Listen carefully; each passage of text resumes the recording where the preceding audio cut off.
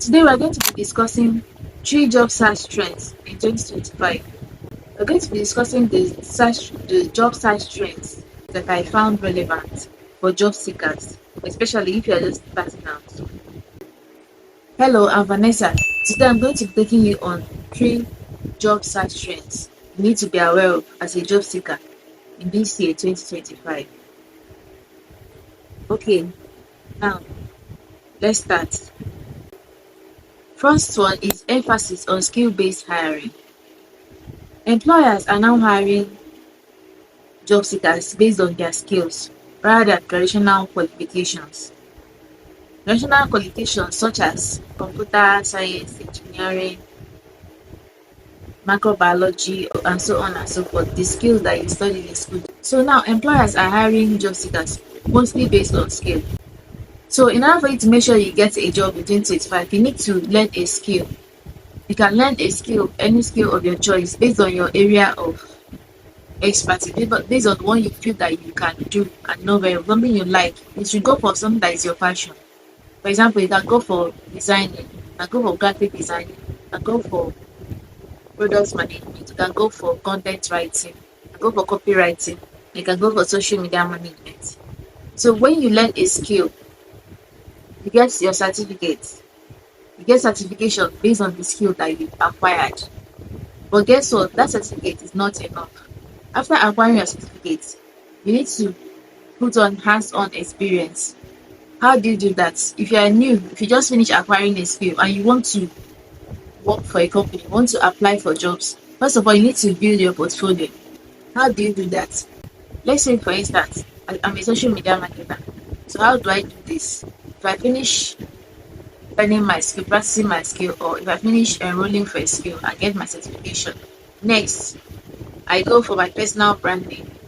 How do I do that? I go for my social media channels and manage it.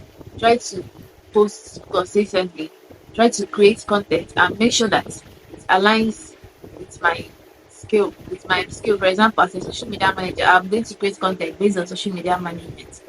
Based on I will create content that will attract the employers, the, the employers to my page, that will attract them to my social media, and they'll be like, she's doing this, she's doing that. You have to create awareness, make people know that this is what you do, that they'll be able to see you and know that you're good at this and hire you.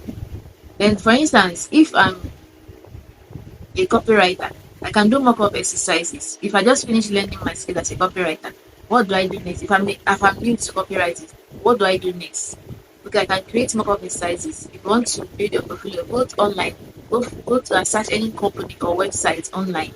Go and look for their websites, or go and look for, based on your area of expertise. You can look for landing pages, you can look for anything that you feel that this is what you can do for, or maybe you can look for ads.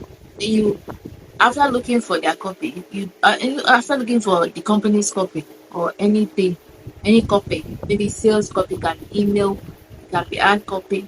So after looking for them, can be website copy. So when you see it, you now create a mock-up. You write your own, rephrase rephrase the copy that you have seen online on the website or maybe on their landing page. Rephrase the copy, write it on your own terms, change it and write it on your own terms, then you put it on your portfolio. If I'm a graphic designer, for example, I can go online, search for designs, or look for other designs people have made. Then I'll now create my own design. After designing, I can now put it in my portfolio.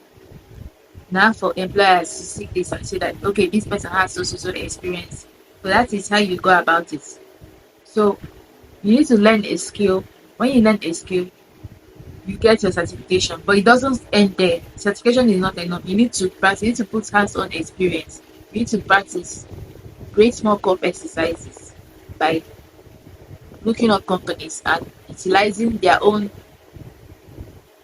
advert or their own copy. For example, if I'm a content writer, I can go online, look for what companies wrote their content writing platform, maybe their blog. After looking at that, I'll write my own, phrase it. After writing it, I can present it to my portfolio. Look at what I did as my work. I don't know if you get it. So that's what it entails. You need to learn a skill, get certification, you need to practice, do more of exercises. That's an example of how you can do that so you can be able to apply for a job and get hired. In next video, I'm going to going showing you how to highlight necessary skills in your resume and how to input your portfolio in your resume so you can be able to stand out when you apply for jobs. So here is my resume. To effectively highlight your skills in order for you to pass the test when screening with AI by employers, you have to have, look at my portfolio link, you can see it there. You have to attach your portfolio. Then look at these core skills and competencies. You see the skills that are there. These are my skills. So when you're adding your skills, you make sure that you don't add a skill that you don't have. Make sure the skill that you add, that you have it. When you apply for a job, when you go to the job post, you will see that there are some skills that you see there that they need. Check for the skills that are there, that are present in the job. Then input that skill inside your resume. Put the skills here, attach it here so that it will reflect here. So that when they go through your resume, your skill will appear relevant and you pass the AI test. So make sure the skills you are putting, that you actually have the skills, because if you don't, when you go for interview, if they ask you a question, you might not be able to answer the question, and that's why you lose the job. So that's it for skills. Another job search trend in 2025 is the integration of artificial intelligence in recruitment.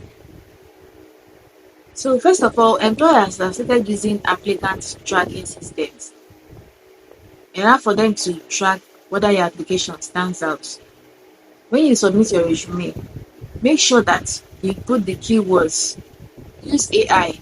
Ask ChatGPT to help you to input the right keywords in your resumes, so that when the AI, that the applicant tracking system they use for checking your resume, for going through your resume, when it goes through it, it will pass test. So another thing that the employers have started is they use AI driven interviews. So make sure you can use ChatGPT to ask it to help you to conduct an interview. Ask it to do mock-up interviews, or you can do a kind of training. Ask ChatGPT to provide some questions, possible interview questions from this company. When you after searching it, you can now do some practices by checking the answers it will give you. Then you also do practice within yourself, and so do it outside. You can say it out loud so that you're able to be able to master it very well. Job seekers can also use AI to research their employers. You can do research on your employers. Any company you want to apply, before you apply to them, do research, find out whether they need your services, and you can ask services to do an in-depth research, find out whether they need your services, and all that. After checking whether they need your services, you can find out what they do, you can just conduct a research so that when you go for interview, or when they start asking you questions, you're able to answer the questions, because they like to know whether you know anything about the company before you apply. So all these are necessary, relevant steps you need to take. So in order for you to excel in job interviews, you need to employ AI. But you have to know how to use AI. After you ask the ChatGPT to tailor your resume or to have the relevant keywords, you have to check whether you have to give it a human touch. When you are doing it, you can ask ChatGPT to maintain your voice while providing the information. Like, for example, while changing your resume, you have to tailor it to have relevant keywords. You can ask ChatGPT to maintain your voice while doing that. Or after doing that, you can edit it and change. Well, make sure that you use your own words to put it. Make sure you use your own words to change the generic content that ChatGPT is going to provide, because you need to have you need to look like you need to have a human touch. It needs to look like what a human being did, because if you leave it like that without editing, without doing anything, the companies can easily figure out that this work was done by AI, and they'll just discard your application. So In the next video, I'm going to be showing you tips on how to use ChatGPT to research your competitors, how to ask ChatGPT to tailor resume, and also how to use ChatGPT to conduct mock up interviews before you actually go for the actual interview. Then if you want to tailor your resume to have the relevant keywords so that when you pass it through AI test, it will pass the test, you come to ChatGPT, copy and paste your resume, then you go down, you type ChatGPT tailor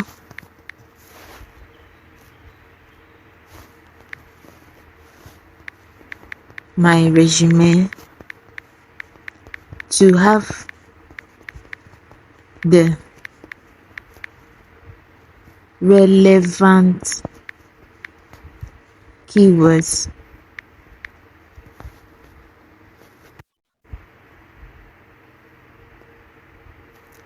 for a social media specialist role at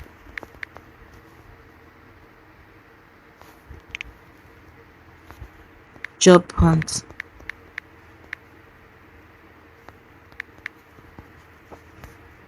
Please retain my voice and let it have a human touch. Okay, you send.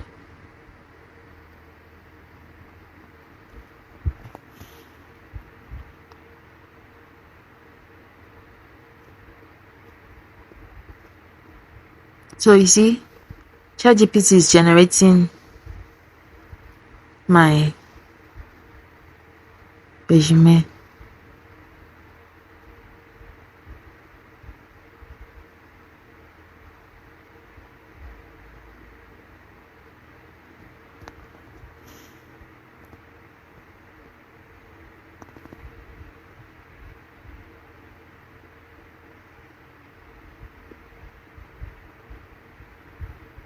So you see, it have added even the skills that are there.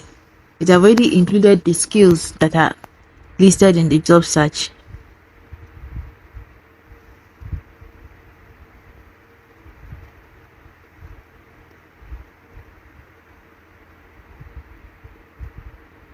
So you see, it has already generated the resume. So the resume is ready. So now, if you want to get ready for interview, the next thing you're going to do is to ask ChatGPT. ChatGPT,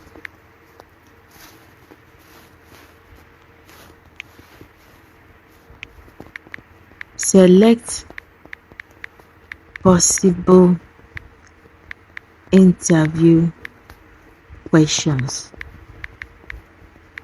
from this company and provide answers relevant to each question.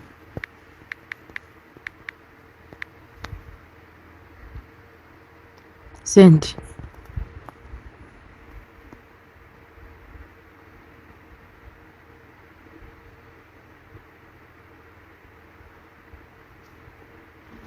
So you see, it's generating the interview questions that will arise from an interview. So all these things you have to tailor it to, you have to edit and use your own words to answer. You don't have to answer like AI. So that's it, guys. That's it for tailoring your resume with AI and preparing for interviews. The next job search trend I'm going to talk about is the rise of fractional hiring. So what does that mean?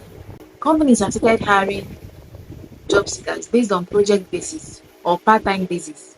They can just employ you, you work part-time for them, or complete a project and they pay you, and that's over. So why did they start this process? Companies start this process because for them to hire a professional that will stay with them, have meetings, and do every work that is involved in that particular task that they need to do in their company, will cost them much. So they now start hiring job seekers that will just come, do the work, they pay them, complete the project, they pay them, and they go. So it's cheaper for them, and they'll still get the same results because you're focusing on high impact projects, on high impact work, how something that you do and grant you and give you results, good results instantly. So how do you employ this? If you're a professional, it can also be called you can also use you can also be called freelancing, because when you work as a freelancer, you just work on a project, you work part-time, do the work, finish, submit, and go. So the only disadvantage here is that you can at times you might not be able to get project, might not be able to get work. Sometimes you might be broke, or your income will not be coming steadily. So if you know you cannot fit into that arrangement, you can get a full-time position where you'll be working, you get paid, not that every month you receive this pay. But if you can be having that flexibility, you can work part-time, you can work on project basis. After working, they pay you. When the project is done, you start looking for another one. If you know you can work like that, you can also start that process. You can also start applying for freelancing jobs and start working as a freelance. So it depends on you. So in my next video, I'm going to be providing guidance on how you can thrive in fractional roles, how you can manage multiple projects and cope with all of it and still come out as a successful freelancer. So how do you manage multiple projects? As a social media manager, what I basically do, because I also manage my personal brand and I also manage my job with the company I work with. So what I basically do is that I create a file for the company. Let me look for any company here so that I can open it and show you guys. So let me look for a company. And let me say, for instance, this company. So here I create a file about them. Everything about the company is stated here. Everything. Then here I have the content calendar. Every information I need about the company is here. So that's how I create information about companies. Then not just that, I have my to-do list where I also manage everything I do per day so that I don't run out. So my to-do list, everything here is timed. I time myself from this time to this time. I do this. I know what I'm supposed to do and where I'm supposed to do, when I'm supposed to do it.